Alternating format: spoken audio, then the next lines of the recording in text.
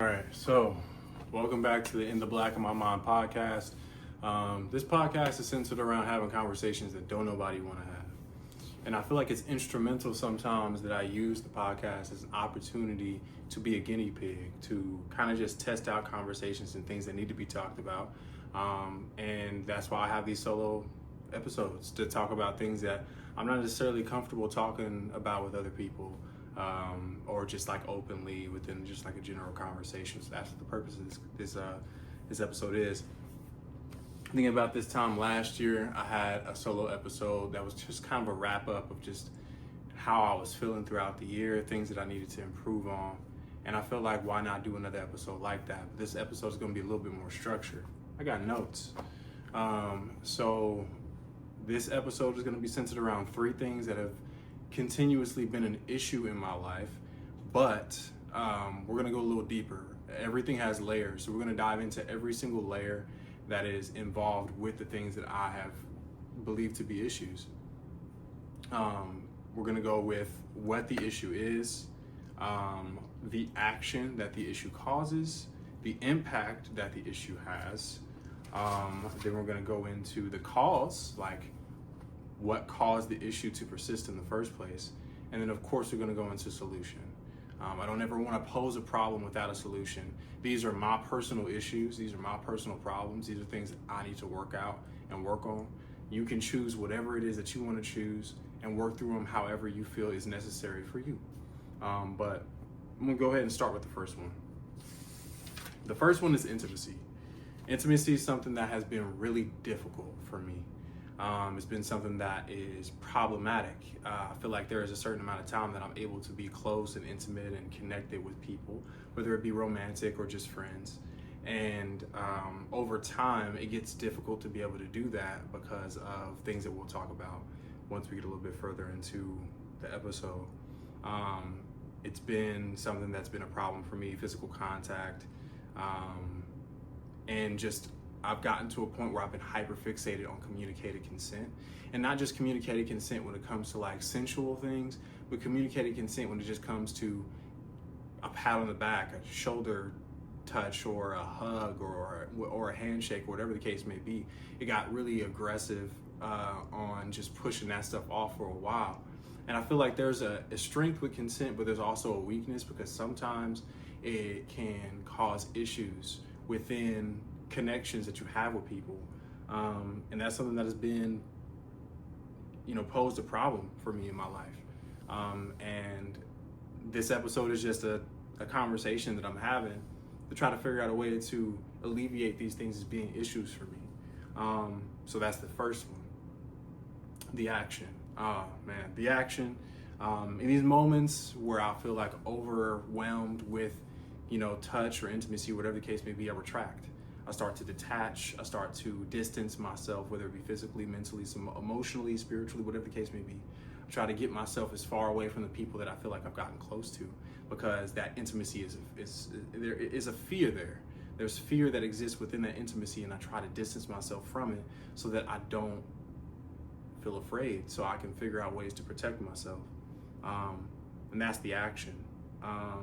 The impact is I have shut down safe advances 100%. People that I've known for a really long time, relationships that I've been in for a really long time, I've completely shut down intimacy out of fear, out of straight up fear, out of not knowing how to react to the fact that I feel safe in these intimate spaces, and then not being able to stay connected because of the fear that continues to like permeate within my brain. And I get triggered really easily sometimes. Sometimes the trigger can bring me to tears, if I'm being honest with you. And it has in the past. And my job is to try to figure out a way to make sure that it doesn't persist and turn into a problem in the future. So that's the impact of like intimacy, this issue that I have with intimacy. The next one is the cause for intimacy. So there have been a lot of things that have happened to me throughout my life that have compromised my physical safety. I have, and this is the first time I've actually talked about this openly, but I've been molested all the way up into my mid-teens, being unwantedly touched, advances that were not things that were things that were not, they weren't consensual, and they happened.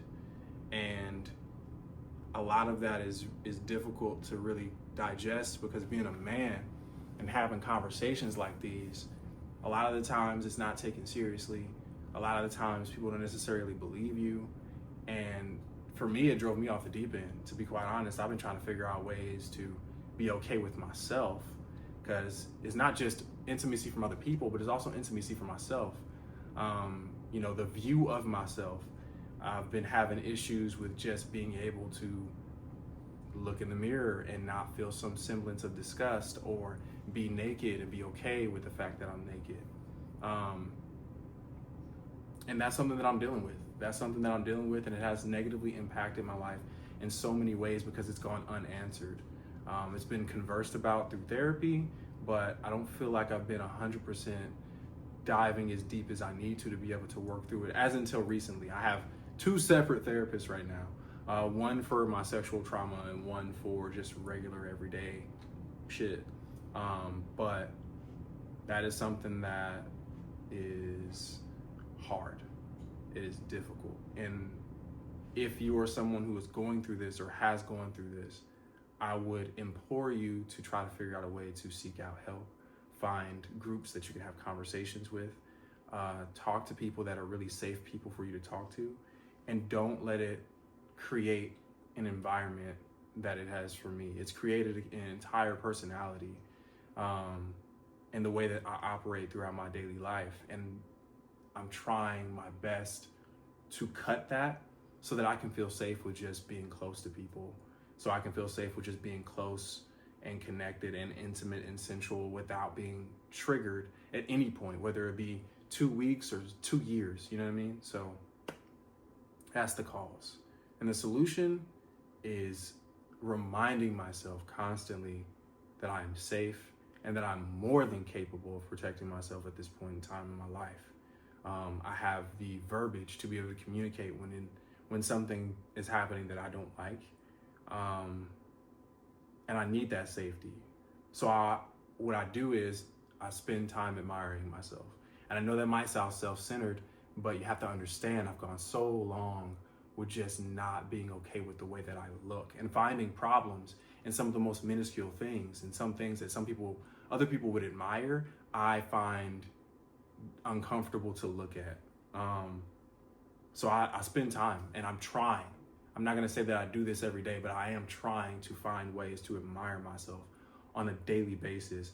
I'm trying to put effort into how I dress so that I can feel good with the clothes that are on my body.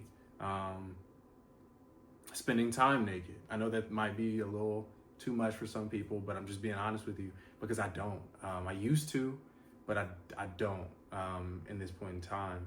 And then just affirming myself, being active in affirming myself, and then going to the gym so that I can improve the body that I have, because it's the only one I'm gonna get. So I might as well do things for it to make it more optimal and more pleasing for me to look at. And that's the overall issue that I have with intimacy. I want to stress the importance of not shying away from issues like this, because it has negatively impacted virtually every adult relationship that I have had, completely. And it's usually like predictable on a subconscious level, but I can't really understand how we get there every time. But the point of this is to, 1, be transparent, and 2, have something that's out there that I can use to hold myself accountable. And if anyone else is listening to this, they can use this to hold me accountable as well. So that's where we're at. And I'm just trying to do better about communicating overarching things and the deeper level of things and where they come from. But something else that I try to remember within intimacy, this is something that I saw, I think I heard on a podcast ironically enough, is that we judge ourselves by our intentions, but not our actions. And we judge other people by their actions and not their intentions.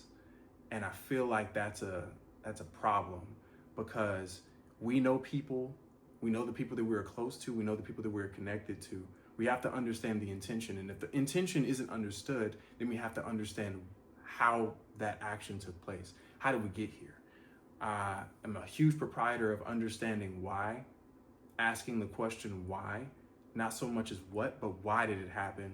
Why did it take place? Why did you do it? And to the people that, you know, had moved past that line for me, I'm almost 100% positive that it's because it happened to them.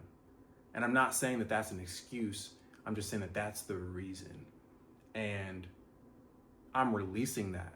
I'm going to release that as quickly and as adequately as I can, so that it doesn't hold power over me anymore, because it has.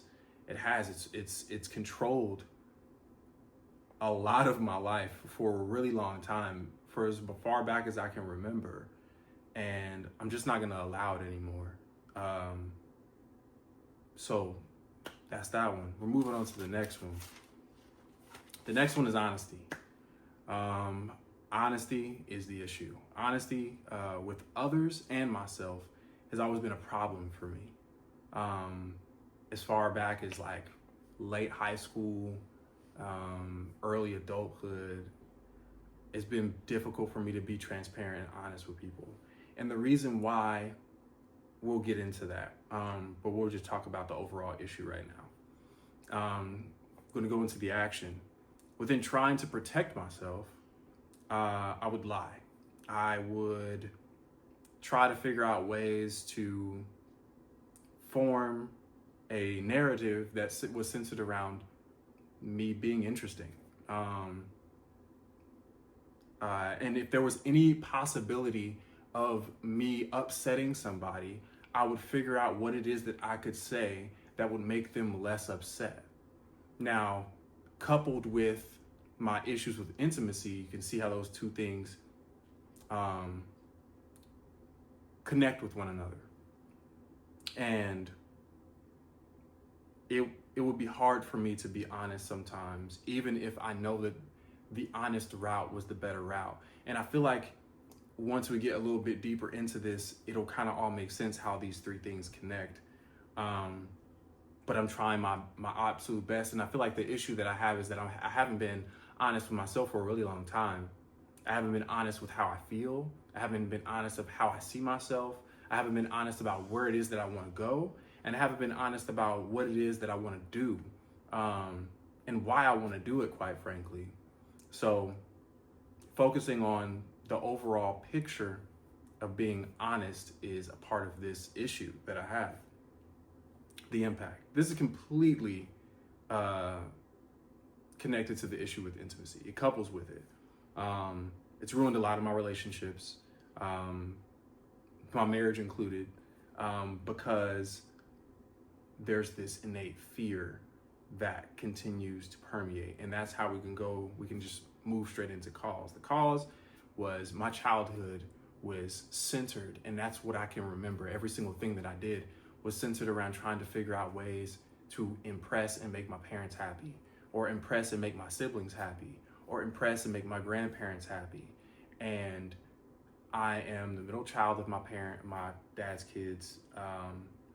And so I have older siblings and a younger sibling, but my sister is directly older than me, and I was always compared to her, whether it be through like school, in school, in academics, or just in overall like next steps in life. And I always felt like I was falling short. So I tried to figure out ways to make myself as interesting as her, or as successful, or just in general, anything. Just tried to be able to meet that criteria. And I don't think I ever was going to, because we're completely different people.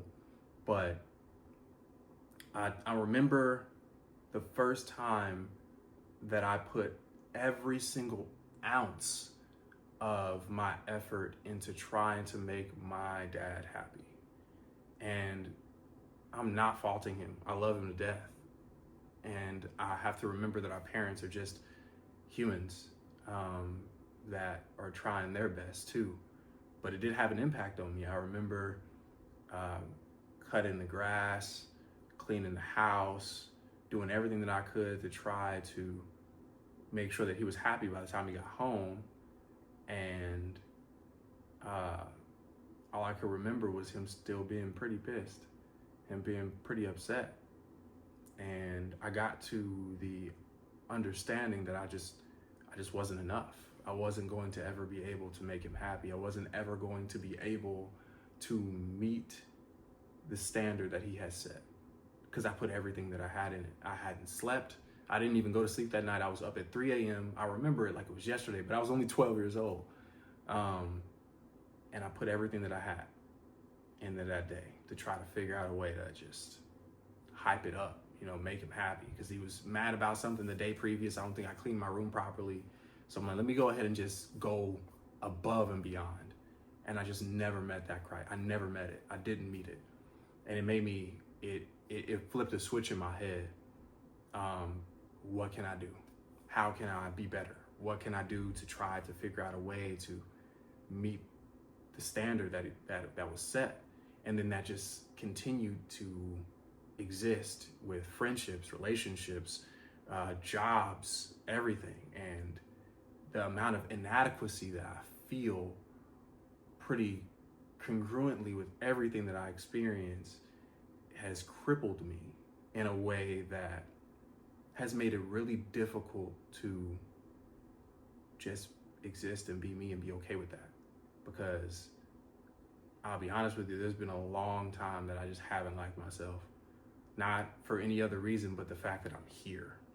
And the reason why I am doing this podcast in this episode and going so in depth with what it is that I'm talking about is because I have a daughter that's looking up to me, and she deserves a father that is secure, that is in love with himself, so she can understand what it feels like to be in love with herself. And that starts with these steps. That starts with this. So that's the cause. I know it kind of went off on a tangent for a little bit, but yeah. So the solution to my issue with honesty is kind of a big one. This episode is a part of that. This is unadulterated honesty. And then just practicing that on a daily basis whenever the thought process comes into my brain to tell a lie, whether it be white or huge, to just either not, or to tell whatever the truth is, even if it's boring. To tell the truth even if it hurts people's feelings. And sometimes there is a certain amount of tact that goes into honesty. Some things just don't need to be said because some things don't need to be said to hurt people's feelings. But there are things that need to be said, and sometimes they will hurt people's feelings, and that's okay. But that's something that I'm working on, and being honest with myself, because I haven't been.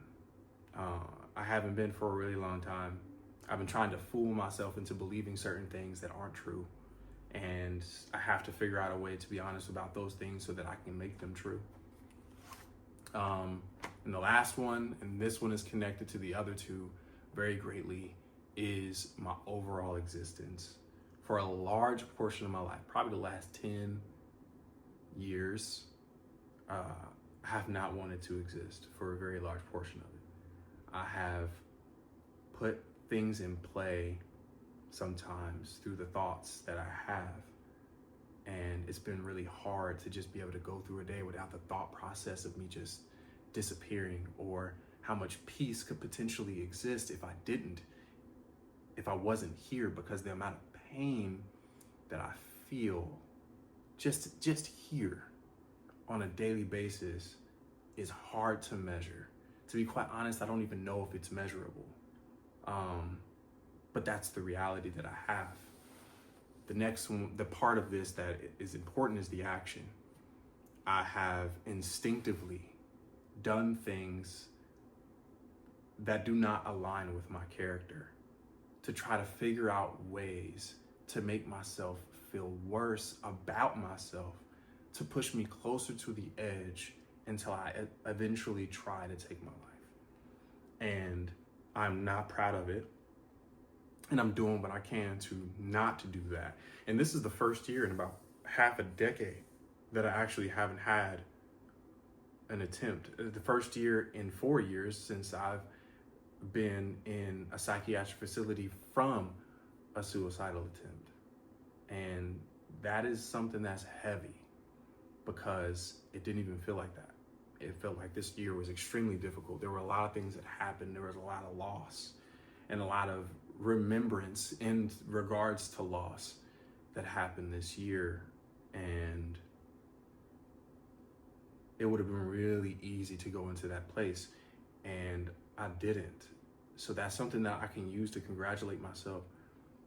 But in all honesty, I had thoughts to want to. I had the idea to want to. I've gotten so close so many times that it's actually a blessing that I'm still here, because I definitely could not be. There were so many times that I was surrounded by people, removed myself, and then went to try, went to plan, went to put the actions into play. But I did not do that this year. I had the thought, but I did not do that this year. I would even go so far as to connect myself to people that would on purpose make me feel worse about myself, so that it could align with the narrative that I just ain't shit, and then eventually push me to do it. There were some people that I had in my life that would actually tell me to, and I would listen. And that is a recipe for loneliness, because I was using that as an opportunity to distance myself from every safe, close connection that I had, so that I would eventually get to the point where you're bad enough. You've gotten there. It's time. It's now time to go ahead and do what it is that you planned on doing. But this episode, the whole point is to make sure that that never happens again, so that we can have another conversation about this next year and talk about how far we've come and how many things we've been able to accomplish and how many close connections we've been able to cultivate. That's my goal. And I'm going to meet it. The impact. My life has a cyclical nature, but the cycle breaks today. I get close, but not now. There is a wall in sight that I put up, and then something happens and the wall comes crashing down, and every chance that I get, every opportunity, every thought, every action that I have is instinctively centered around get closer to the end. Do what you have to do to distance yourself. Do what you have to do to break connections. Do what you have to do to make sure that there's nobody near you that's close. And it's so methodical sometimes, I can't even understand how it gets to that point. But we're done. We're done. I'm not doing that anymore. I have things to live for. I have people to live for. And the most important person that I have to live for is myself. And I'm going to do that. That's the impact. Now, the cause. Those other two things are the cause. The cause of me wanting to get to this point was centered around the view that I had for myself, the lack of importance, the disgust that I feel within my own body, the view that I have for myself, the future that I have for myself, the failures that I've had within my life. I've lost jobs on purpose because I knew that if I kept it, it would be a reason to live. I've ended relationships on purpose because I know that relationship was something that was safe for me and that person would try to keep me here. I've, ruined things that have kept me safe, whether it be music or ventures that I've put myself on, connections that I put myself on. I've demolished them on purpose so that I could figure out a way to get there. And the cause for all this is centered around just the way that I view myself and the things that have happened to me that make me feel so worthless, tainted, disgusting, to be quite honest. And it's not fair that these things take place, but it is now my responsibility to do something about the trauma. And I can't continue to live because of it. I can't continue to live through it. I have to live on the outside of it. So that is the cause. And the solution is to find ways to love myself every single day and exclaim it every single day if I have to. Regardless of whether or not other people love me, I have to find ways to exclaim to myself that I love me. I have to see myself outside of the connection to the trauma. I have to see myself outside of the things that have happened to me. My therapist has said something about guilty shame and healthy shame, or healthy shame and unhealthy shame. And healthy shame is when you identify with something that you did, that I did a bad thing versus I am a bad thing. And because bad things have happened to me does not make me a bad person. It doesn't make me tainted. It doesn't make me disgusting. It doesn't make me unworthy of life. It just means that I have some work to do, more work than the average person, but work to do nonetheless. I'm trying to figure out ways to pay attention to how things make me feel. And I'm trying to actively practice gratitude and prayer, because that is honestly something that I'm pretty sure saved me this year. Putting forth everything that I have into making sure that I do those two things to counteract everything that's happening. Now, this episode is an example of what you can do to figure out ways to improve your overall life. You can have a list of 2, 1, 5, 10. I chose 3 because these things are an everyday problem for me. An everyday problem. It's sometimes hard to get out of bed, sometimes hard to get in bed, sometimes hard to fall asleep, sometimes hard to wake up, sometimes hard to shower, sometimes hard to just put lotion on my face and do what I need to do to just operate on a daily basis. But we can't even go any further into communicating with people and connecting with people and going to work and driving to work and all these other things that just kind of just, they're just part of how it works.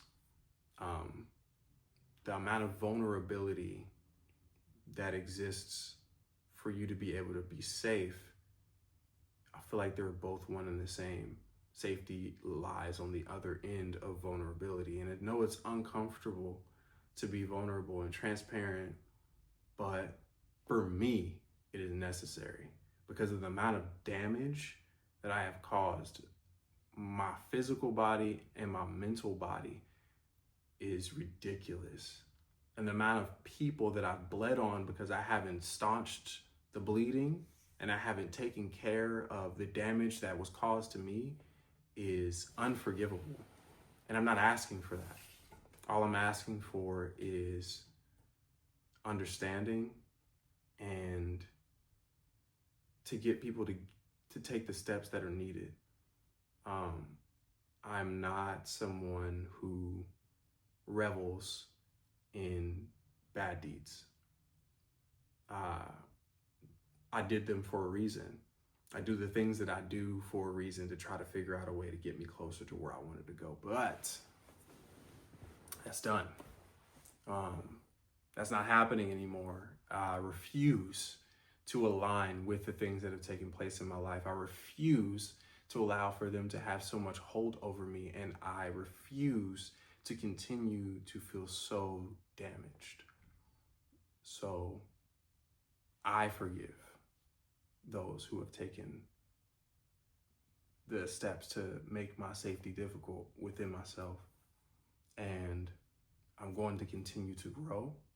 And I hope that we all do the same. I hope that we all take the steps that we need to be better. This is not an episode that is used to try to get some form of pity from anyone. Honestly, I probably feel like it'll give me the opposite, but